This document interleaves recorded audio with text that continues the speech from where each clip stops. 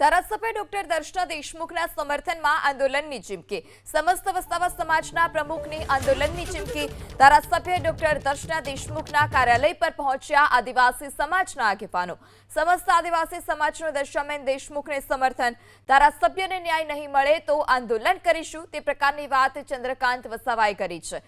મારફતે જાણ થઈ અને એમનું દર્શનાબેને જે વોકઆઉટ કર્યું ત્યાર પછી તરત જ અમને લાગ્યું કે જો એક એમએલએ લેવલના આદિવાસી દીકરી જોડે આવું થતું હોય તો સામાન્ય પ્રજા તો સુરક્ષિત નથી।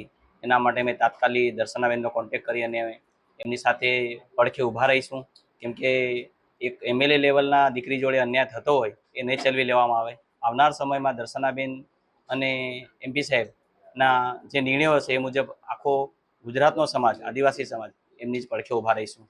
આદિવાસી સમાજની વાત આવતી હોય ત્યારે દરેક લોકો અમે તમારી સાથે રહેવાના છીએ, એટલે તમે કોઈ જાતની ચિંતા કરતા નહીં।